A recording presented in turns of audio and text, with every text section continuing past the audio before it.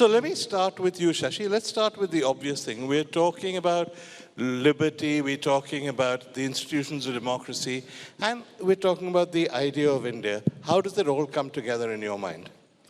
Well, I think it really goes to the heart of what India is all about, because our nationalist movement, don't forget, our struggle for freedom, divided not on issues of, say, geography, north versus south, or ideology, communist versus capitalist. It divided on one very simple principle, whether religion can be the determinant of your nationhood.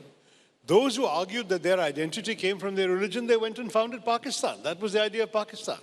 And the rest, who accepted the principle that we were common citizens of a diverse, multi-ethnic and pluralist country and society, we decided to form India as all of that. And so it seems to me that the fundamental division there, Veer, is between an identity-based nationalism, which is Pakistan's, anchored in Islamic faith, and a nationalism in India which is not anchored in identity, but in constitution and institutions. That's what our nationalism is all about. And therefore, when we talk in terms of law, law is the underpinning, the bedrock of our nation state, of our entire nationalism, because it's the law that gives us, if you like, the capacity, the strength to interpret those constitutional processes, to empower individual Indian citizens. Remember, there was a debate even in the Constituent Assembly between whether you should empower groups, as the British had done, separate electorates for Muslims, separate electorates for Hindus, etc., or whether you should empower the individual citizen. The Constituent Assembly made that latter choice. So we're no longer about identities. Every identity has an equal chance to flourish, to attain any position in our country. And at the same time, unlike Pakistan, but at the same time, the notion of liberty is also built in, because obviously if you're giving political agency to every individual, and the legal system of the country guarantees that through the Constitution, then each individual has to have the freedom to agree, to disagree, to vote for a government, to vote against a government, to oppose it publicly, to support it publicly. All of those, every one of us in this room has an equal right to actually take that stand. So to my mind, when we speak of the idea of India and so on, and some of our friends on the other side of the fence say that you have no monopoly on the idea of India, we have our own idea of India. I'm saying, boss, I don't have any monopoly on any idea of India. The only idea of India I recognize is the one that is enshrined in our Constitution. It's what our Constitution tells us India is, the kind of system that is upheld by the law of our country and the liberty it gives each of us to pursue our own ideas of India, including the wrong-headed ones on the other side of the fence. Okay. So what he said many things, but the key, I think, came at the beginning when he said the difference between India and Pakistan is that Pakistan was defined in terms of religion. India was defined in terms of an idea that respected religion, but said that religion should not be the determining factor. And I think he suggested, without actually saying so, with all these references to our friends on the other side, meaning not just the other side on the stage, but other side of the political divide, that perhaps his friends on the other side do not respect the idea of India based on an idea, but believe it should be based more on religion. What's your take on that? I'm grateful to ABP management for keeping these two distinguished people on my right side. I hope at the end of the day, it turns out to be so. I would put my thoughts across without responding to Mr. Tharoor, because that's not an easy task. Law, liberty, and democracy. Now, if you go to Indian Constitution, everyone is supposed to abide by the Constitution.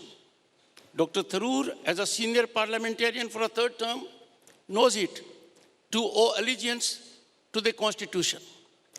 There are only two offices under the Constitution whose oath is very different: the President of India and the Governor. Under Article 60, the President, and under Article 159, the Governor. Their oath is to protect, preserve and defend Constitution. Therefore, my task as first servant of the state of West Bengal is very daunting, very difficult. We must always remember, which is often forgotten, what Fuller said centuries ago, be ever so high, the law is above you. If we face situations where we have law of the ruler, but not rule of law, that's the greatest challenge to democracy.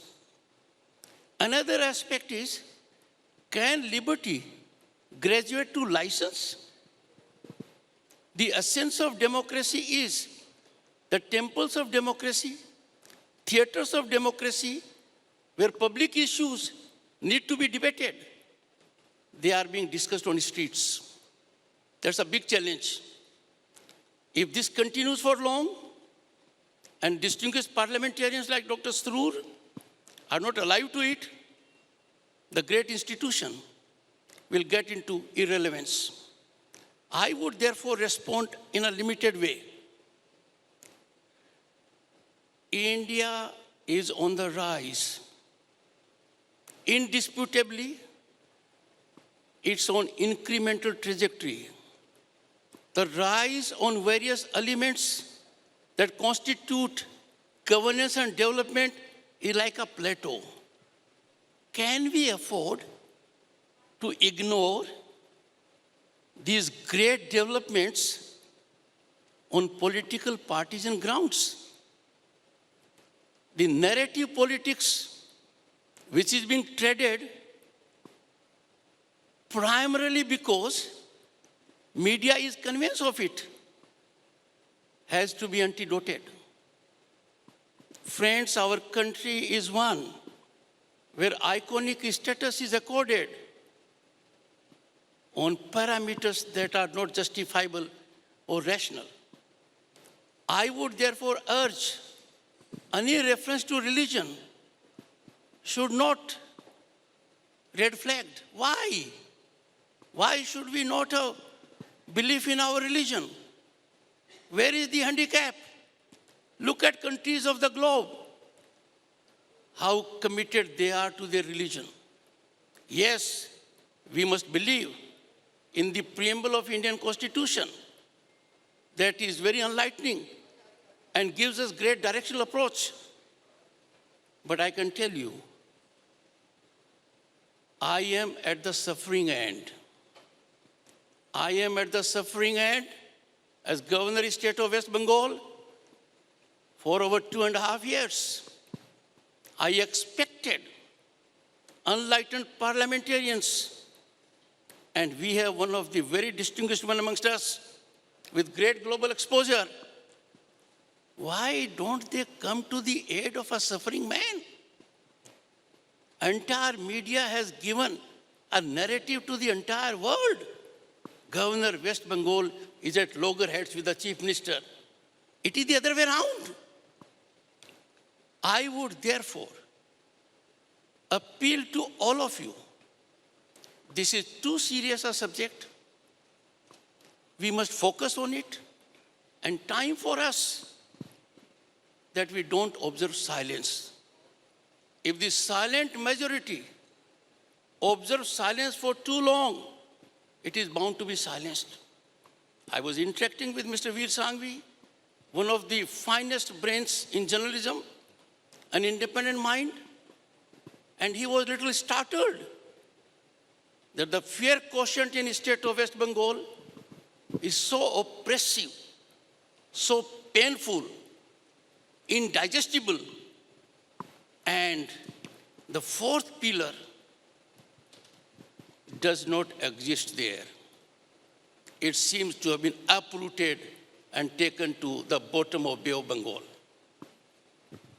You know, Shashi, I'll come back to you, but at some stage this question was going to come up. I was saying like 15 minutes into the session, I should ask you about your battle with Mamata Banerjee. But since you begun the session talking about it, let's go on about it. You have cast yourself as the victim here. the victim of what the government is doing to you. I will give you the other narrative, which is that you're actually not much of a governor. You're merely an agent of the center. You're a puppet of Modi and Shah. You are there to make life difficult for Mamata Banerjee. And because she's fighting for a democratic and elected right, you are doing everything to stop her. How do you respond to that? Well, friends, it's so easy to convert a governor who is in a state where the party in center is not in power. He becomes instant suspect, a punching bag, day in and day out, with the might of the state government. Look at my case. I put, in all modesty, a question that I put to media all through. Please point out a single constitutional transgression by this governor. I suffer a chief minister whose duty under Article 167, and the word duty is used by the Constitution, to give me information. Not once, Dr. Tharoor, and information has been imparted by her. I suffer a chief minister with media being in captive support, that Governor West Bengal is having Pegasus equipment. He's spying on everyone. And you're not. You don't have Pegasus. Certainly, sir, not. All right. Just checking. All right. Just checking. All right. From that perspective, let me tell you, Yeah. of course, I have great expectation, as everyone else has, about Dr. Tharoor, with all constraints that surround him at the moment. But would you ever believe, sir, I have Pegasus equipment? Pegasus equipment in Rajbhavan, spying on the chief minister and everyone else? Okay, the other allegation is that you have food delivered for yourself from The allegation is that you have food delivered for yourself from five-star hotels. The chief minister has made that allegation. What allegation? That you have food delivered to Raj Bhavan for you to eat from five-star hotels. Oh my God. On 7th March was a great day. I was a mute spectator because I was in the sound company of my wife, Dr. Dhανkhડ. She shares doctorate with Dr. Tharoor. And I am wary of doctors. I'm really wary of them. The two ladies had interaction. She told Mamata ji, कि Mamata ji, it is good for you, both of you, to fight. I am not concerned. But why make an allegation that food is coming to Raj Bhavan every day from Taj Bengal? Not even once it has come in 2.5 years. She said, guest ke liye aata hoga. Usne kaha, I cook for guests. And trust me, ladies and gentlemen, Mrs. Dhανkhડ, in spite of being a doctor, is a good cook. Secondly, I pose a question to all of you with folded hands, and Veer Sangviji in particular. Mr. Sogat Roy is as distinguished parliamentarian as Dr. Shashi Tharoor. He makes an allegation that Governor West Bengal has acted so irresponsibly that is sending him WhatsApp message against Mamata Banerjee every day. That was the claim he made. And it was there all over. In the country and outside also, sir. Okay. Not a single message ever sent to Sogat Roy ji. I speak out to the media. I don't get support. Okay. I'm going to take this, Shashi. Could you have imagined 10 years ago, 5 years ago, that a governor would come on a platform like this and talk about his differences with the chief minister? Well, you asked him to. Yes, but he answered. He answered. He answered it He frankly. opened the door, yeah. No, that's wonderful. But listen, while this has been fascinating and even entertaining, I think, in all fairness, I do need to respond to two things the governor said on the theme of our panel today on law, liberty, and democracy, because he did say, why shouldn't we be proud of our religion? And my answer is I'm very proud of my religion. In fact, every Indian has the right to be proud of their own religion. But the state has no business being proud of any particular religion. The state has to keep a distance from every religion. Right. Indeed, I would go so far as to say the state has no place in my puja room. The state has no place in my kitchen. The state has no place in my bedroom. The state has no place in my dining table.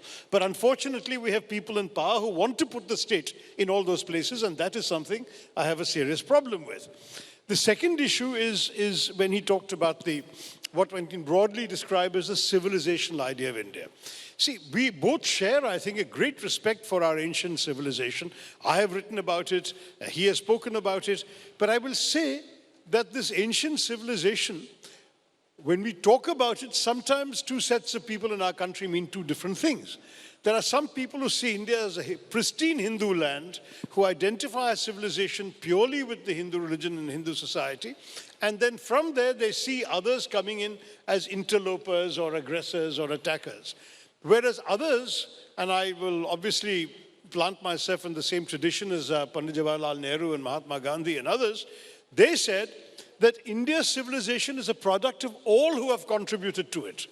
That our civilization has been infused with people of various ethnicities, various religions, various kinds of points of view, and various philosophies, and they've all come in together to create this composite pluralistic India. And to my mind, while we're both talking civilizational nationalism, it seems to me that we are slightly at cross purposes, because it's a question of how you define that civilization. And to me, these are the important themes emerging from before you got the governor distracted by his chief minister. These are the themes that I thought the governor was saying in his early remarks that needed a response. He made a brief mention of it, but that was not the thrust of his themes. So never mind.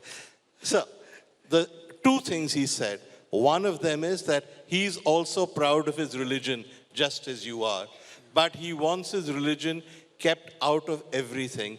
The state certainly has no business introducing religion in everything.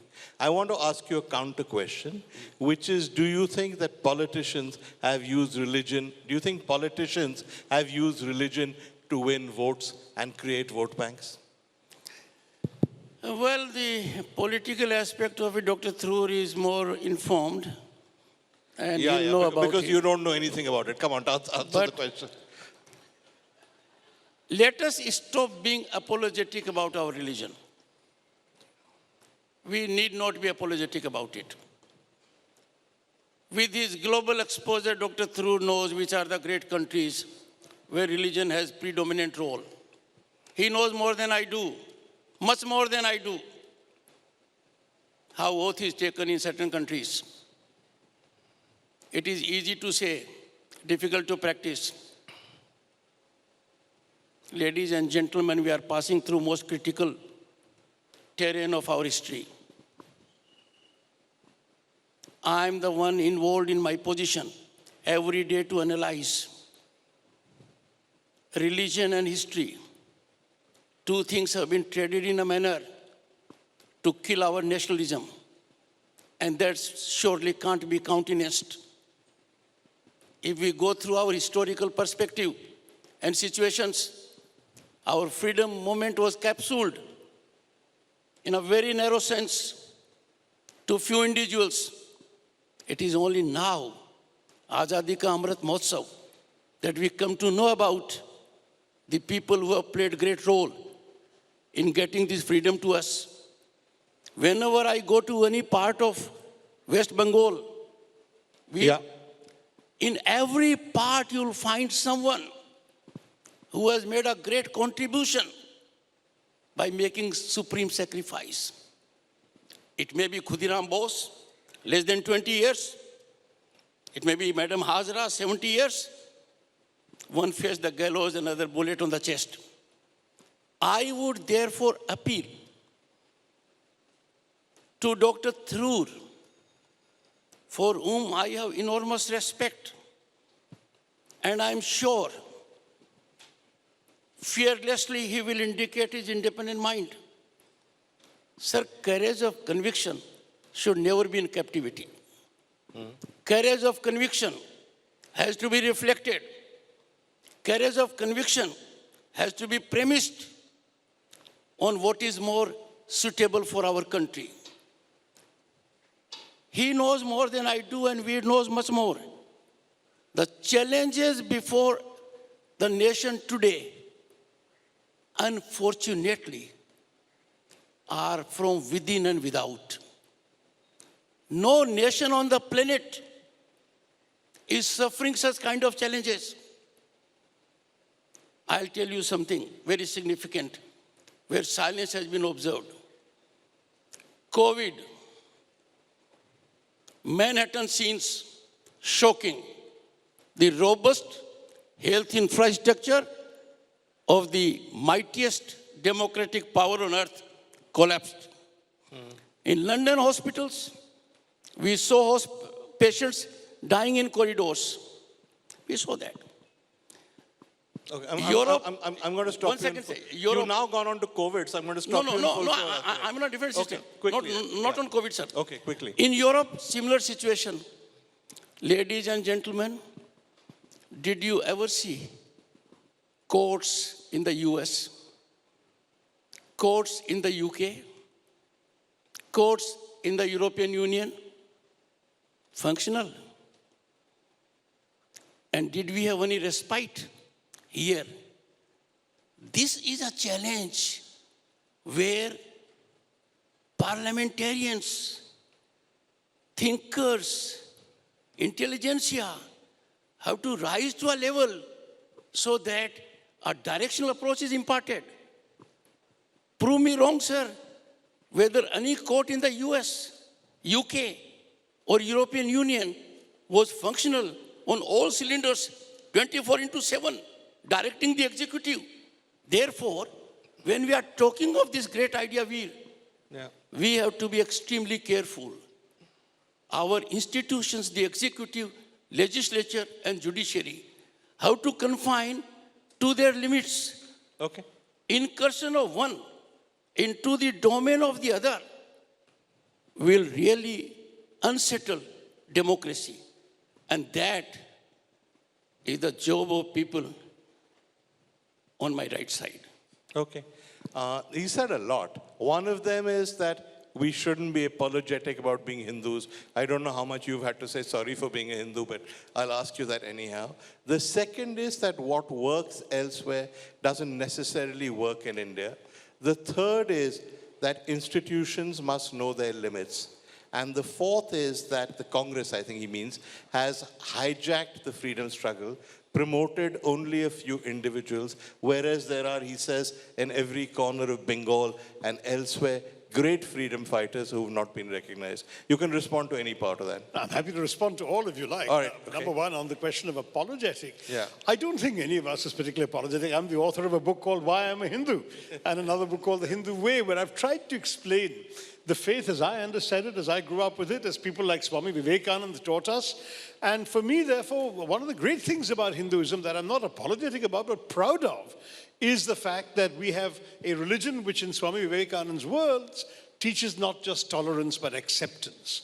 That is, he says that we believe that all religions are equally true. That as the Shiva Mahimna Stotram says, as different rivers flow, some crooked, some straight, in different directions and end up in the same sea, so also all forms of worship and prayer reach the same divine. So for Swami Vivekananda says, we accept every faith. Worship as you like, it doesn't bother us. To my mind, that is a great strength of Hinduism, not something we need to be apologetic about. And I'm very proud when I face my friends of other faiths to be unburdened by the responsibility of believing that I'm embarked on a true path that they have somehow missed. So for me, I think that the strength of Hinduism that everyone has to acknowledge, as Swami Vivekananda taught us, is this idea of acceptance. And that is also a great prescription, by the way, for a democracy to function in, where you accept the other side. On I think you had 4 points. The second one, if I remember right, was this question of, the fourth one actually, was this question of whether the freedom struggle has been hijacked. And I will say that very honestly, the freedom struggle was the Indian National Congress. I mean, it doesn't take very much delving into textbooks to figure out that at that time, the alternative strain, the sort of Hindutva view of India, was represented in those days. There was no BJP, there was not even a Jansangh yet. There was the Hindu Mahasabha and there was the RSS. And neither of them participated in the freedom struggle. Both in different ways actually recommended to people to collaborate with the British. And when the Quit India movement was declared by Mahatma Gandhi and the Congress workers went into all their jails around the country, the Hindu Mahasabha even joined the Muslim League in usurping positions they had not been elected to by becoming ministers in places like Governor Sahab's Bengal in order to dispense power and patronage. So it's very difficult, it seems to me, retrospectively, for people who are political heirs to that strain of thought to suddenly become nationalists, as they claim to be, because I'm sorry to say that they were not. Now, there may be people who, having been nationalists in the Congress, moved on to other political persuasions, and that's a different story.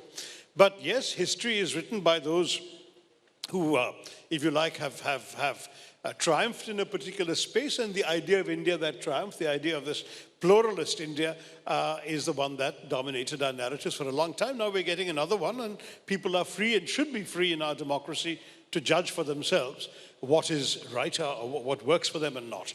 Then your point about the fact that what works in foreign countries doesn't necessarily work here. I actually agree with him in the sense that when we say secularism, we certainly don't mean what the French mean by secularism or even what the Americans mean by secularism. In fact, if you open a dictionary in the English language, secularism involves the absence of religion, distancing from religion, whereas in India, secularism has consistently been interpreted in the opposite sense, to mean that all religions are encouraged and are allowed to flourish profusely. So we have a situation very different from foreign countries, which is why I have always tended to use words like pluralism and diversity rather than secularism. I'm sometimes forced to say secularism because everyone understands that.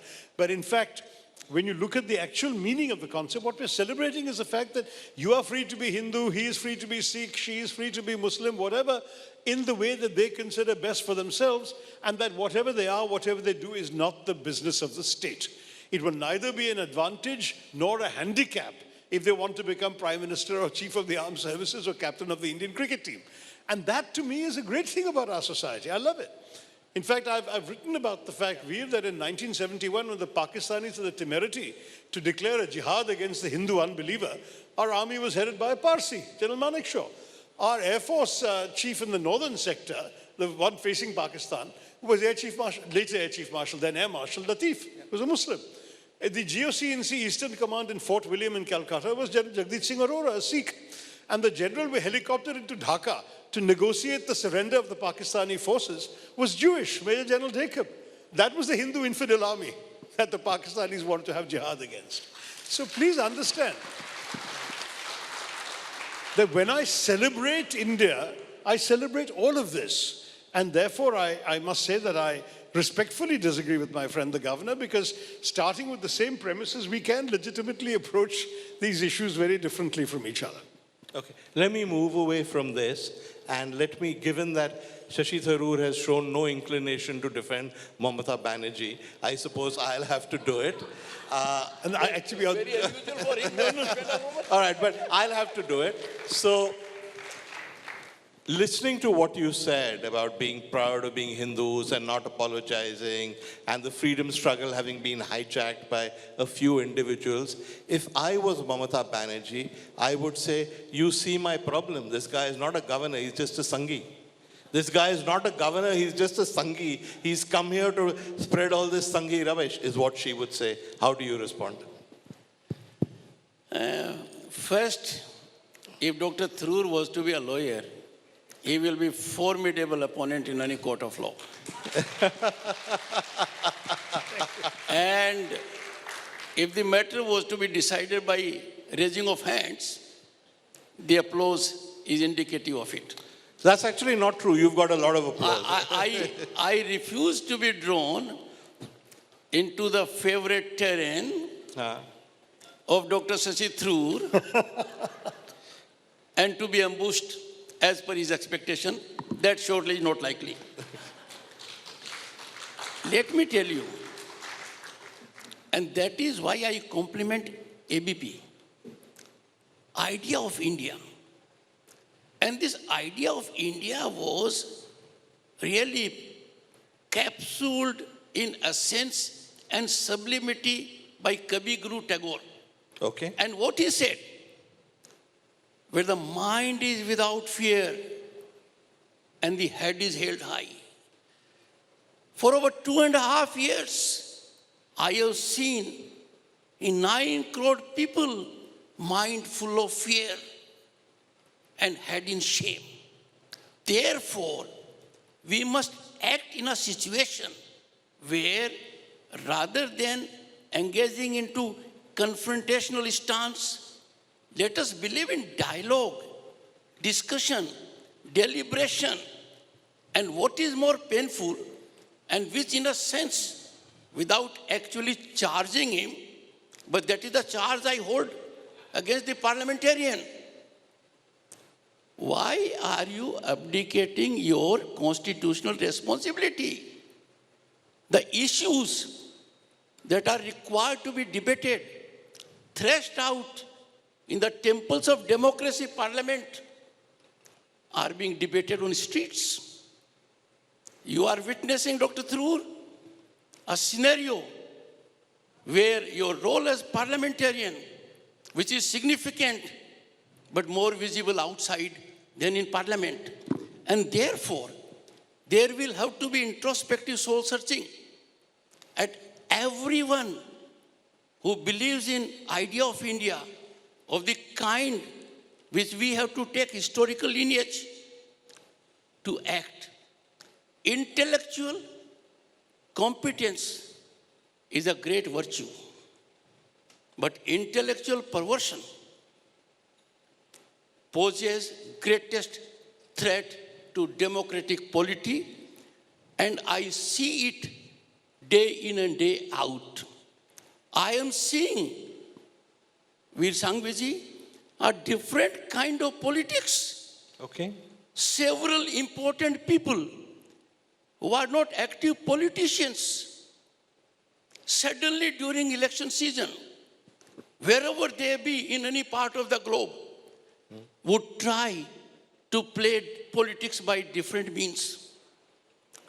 We have to be extremely alive that our very rich demographic component is certainly not frustrated by us in exploitation of their potential. And therefore, let us change our prism. Let us not look things from partisan stand. Let us not be, before you are accountable to any high command, wherever it is for anyone, we are accountable to the Indian Constitution.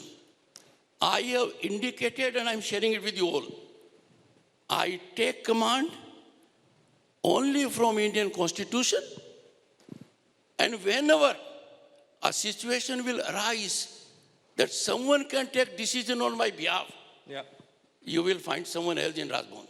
Okay. Sir, let me say we are perfectly prepared to not abdicate any constitutional responsibility, but to debate every issue. The problem in Parliament is the government sets the agenda. We want to discuss China. We want to discuss Ukraine. We want to discuss price rise. We want to discuss the hijab controversy. But we will not discuss there. We will discuss it outside. But because the government doesn't allow discussion on these matters, if they do, we will discuss it, sir. Shashi Tharoor ji, I was a junior parliamentary affairs minister 32 years ago. And we were a government of 23 parties. Yes. And those who throw brickbats at me that I am aligned to Sangh ideology, I am not a member of RSS. But I have enormous respect for it. It's a great think tank. It's a talent. I was not fortunate to be part of it. But while running those 23 governments, 23 party coalition, there was debate. There was discussion. Sir, there can be no alibi or no apology for not performing on the floor of the House. To perform outside the House is just like arguing a case in the corridor. And those who argue cases in corridor never get orders. I would therefore appeal to his intellect. And mind you, I was elected to parliament once. Third term for him in a constituency which is not easy.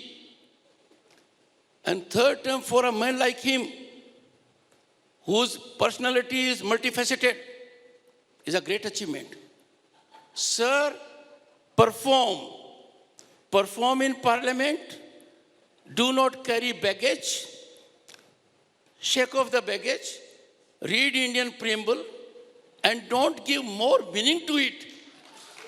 Secularism, Hindutva should not be dominating us even in our dreams. Okay. We must ever be proud of it. And as a Hindu, believing in two terms have been coined. I don't want to get into that political controversy, whether it is Hindutva or Hinduwadi or Hindu. It's a bit late not to get into political controversies, but still, go ahead. Yeah. Go on, answer. Would you respond? No, I didn't respond to you here when you said that I'm showing no inclination to defend Mamata Banerjee. Yeah. I'm very happy to defend Mamata Banerjee. I think she's a terrific, impressive individual, and we all believe in opposition unity, or at least I do, and therefore I would I'm not sure she does in with your party. That's a different question. No, However, let me tell you. she is perfectly capable of defending herself. No. That's why All right, I didn't want to take on a task Fair that is enough. already being well performed. No, Dr. Sir, but Dr. Tharoor, Mamta ji in every sense is my younger sister. 31 years ago. It's a very very dysfunctional No. family in that case. Sir, 31 years ago, when she suffered head injury, I rushed to Kolkata. I remember that. I came. But sometimes, even sister has to be shown the mirror, because relationship has to flourish, blossom. It can't be allowed to be capsized. I appreciate your constraint. I am all for Mamta, but I want Mamata Banerjee to reflect Mamta. My problem is, Mamta ji is not reflecting Mamta. And that is what we have seen. Are you aware, Dr. Tharoor? And did you ever comment? All over the globe, can you ever find a single instance of such post-poll violence? Can you imagine people being made to pay price with their lives for voting in the largest democracy? For 3 days, this governor was working 18 hours, going all over. After Kashmir, I had to see this sad spectacle of people fleeing the state, going to Ranpagli in Assam to save their lives. Sir, did you react? Did you react, sir? So my party did. One my second. party made it a very strong issue, in fact, in sir. Parliament also. 1 second, sir. Did you react that the governor's address was blacked out in the assembly on all 3 occasions? Did you react, sir, that governor who is in protocol at number 1 was made to speak at number 6? Did you react, sir? Your ignorance about the state of West Bengal matches that of the media. Okay, I'm going to not ask Shashi Tharoor to respond to every last thing about West Bengal, but this is the third reference you made to the media and how the media does not No, speak sir. up. With apology. No, I'm not in West Bengal, so you don't apologize to me. But these guys are. You're at an ABP News function. It's a Calcutta-based paper. So what is your problem with the media? What do you think the media is not doing? Yes. Friends with heavy heart, with a deep sense of apology. And I know I will not be forgiven because Veer Sanghvi is a journalist all through. Media in West Bengal doesn't exist. It is not there. And I have said so in every press conference. They dare not ask a single question to the Honorable Chief Minister. I have seen the plight of media men. They are in full captivity. Even the editors do not pick up courage to visit Raj Bhavan, even on invitation. And what I have seen little more seriously is that this captive media has become like bureaucracy in state of West Bengal, which is 100% ingratiated with the ruling dispensation, are part of the government.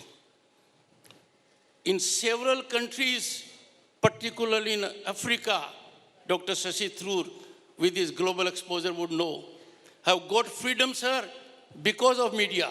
Yeah. But in the state of West Bengal, media is facilitating draining of democracy in the state of West Bengal.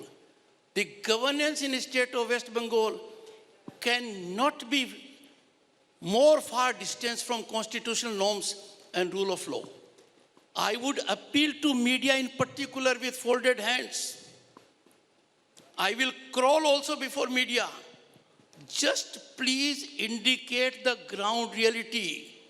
And the ground reality is so horrifying that you will charge me that Governor Dhανkhડ, all you said was understatement. Can you imagine the kind of inputs I get? Sir, State Finance Commission, a constitutional body, the only job is to give a report to the governor and at the center to the president, so that there can be devolution of funds between the local bodies and state, or state and center as maybe for the president. They don't give any report. Really? Can you ever imagine it? When I write to them that the only constitutional duty you have to do is to give a report to me so that I can have it placed before the legislature. They have audacity to write injustice has not been done. What does that mean? And shocking, the same people sought to be reappointed. Can I agree to it?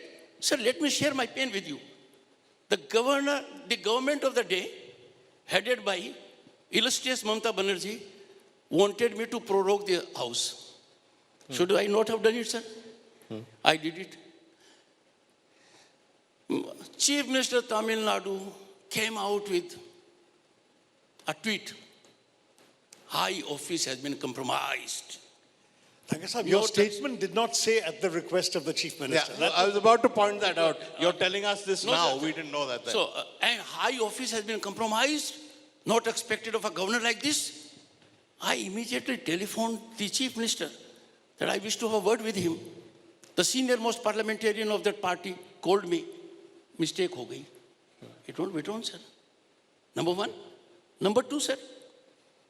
He knows it. You know it more than anyone else.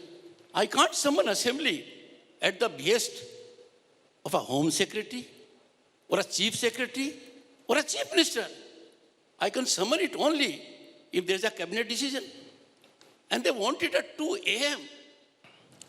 Someone told me on Twitter that they hate PM so much, they wanted to have it on at 2 a.m. I said, I have no difficulty. Unless you wish to create a history, there are historical moments. Honorable Pranab Mukherjee was the president of the country, and we had GST rolled out at midnight. So, sir, have an open mind. As Bismarck said, let the winds of change blow. And, sir, think about plight of this individual whose only commitment is to the Constitution. Don't alleviate his suffering. Just share it. You are a prolific writer. Pick up on any one facet and you will know.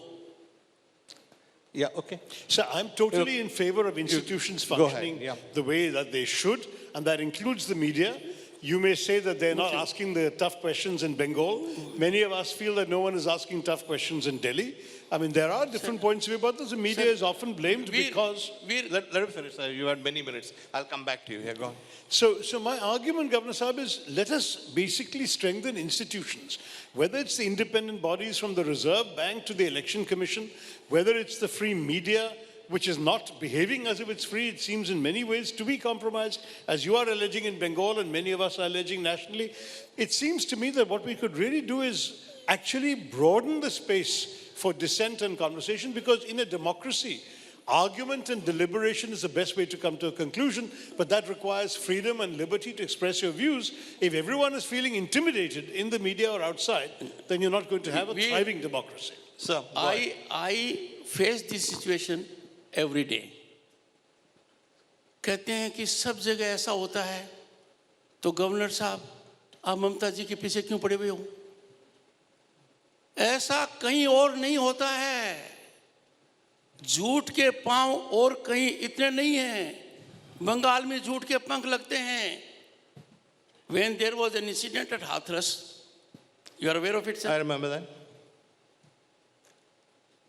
I got to the job, sat on my desk, got report from each district magistrate, certified by 5 divisional commissioners, statistically compiled by the senior-most bureaucrat of the state, who happens to be my secretary, and I put it on Twitter. Number of rapes, number of molestations, number of female killings in the state of West Bengal. And I made a request also, before dousing fire elsewhere, it is safe and required also to douse fire under your own feet. Sir, official handle of the Home Ministry of State of West Bengal says Raj Bhavan is lying, it is fabricated, it is mischievous, and 3 more adjectives. I called the gentleman who is now the chief secretary. He apologized. I said, what the hell is happening? Don't you fear the prosecution you face by saying so? Sir, you are on my right side. Live up to the normal expectation of people who are on the right side. Become savior of democracy. Become savior of human rights. If Human Rights Chairman Commission tells me, a retired Chief Justice, Governor, my Human Rights Commission has been in ICU on ventilator right from day one. Where do I go, sir? Okay. All right. We're running out of time. So actually, we're out of time. We're many minutes over time. Shashi, I'm going to give you the last word. In a sense, though it may not necessarily be apparent, you're both saying the same thing. You're both saying the institutions of democracy appear to be in trouble in India, that the understanding that is necessary between politicians and institutional holders is breaking down, and that the shared values that were supposed to bind this country together are not necessarily in good shape. Is that fair? Absolutely, Veer. That's an excellent summary. In fact, if I were to make a closing remark, it would be that, because I mean, the burden of my song from the start was that we've created a certain kind of India in the Constitution, which enshrines certain institutions, processes, and features that guarantee our democracy and guarantee each one of us as a citizen of India the individual agency, the individual power to determine our political destiny in this country.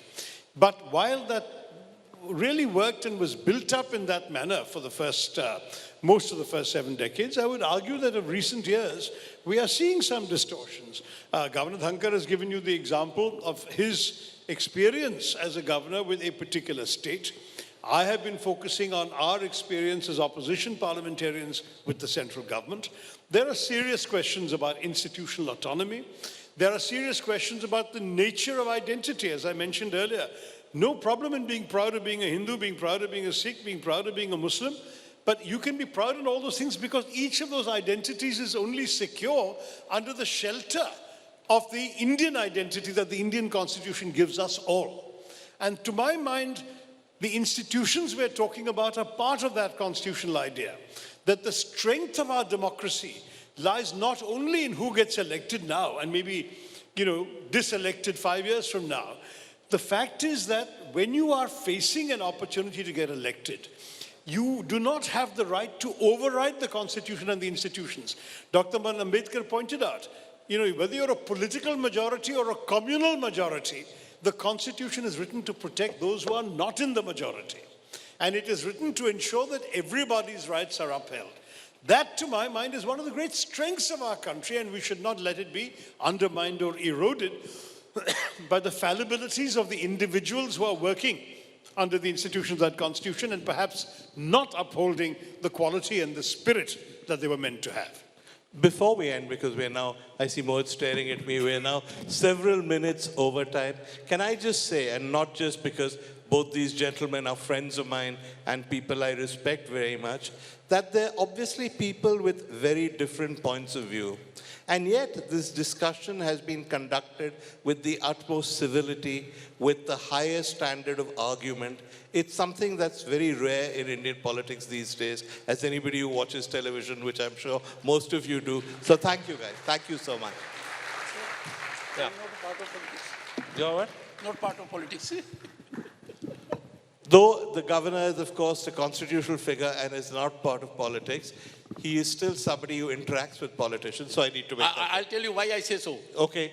Whenever Honorable Chief Minister Mamata Banerjee comes to me, she says, "आपकी party वहाँ ठीक कर रही है, वहाँ ठीक नहीं कर रही." Ma'am, I am not a member of any political party, and if my career has to be seen, I have traversed several political parties, including that of Dr. Shashi Tharoor. Well, that says it all, doesn't it? Thank you, gentlemen. Thank you, guys, for being a great audience. Thank you. ये है Ideas of India.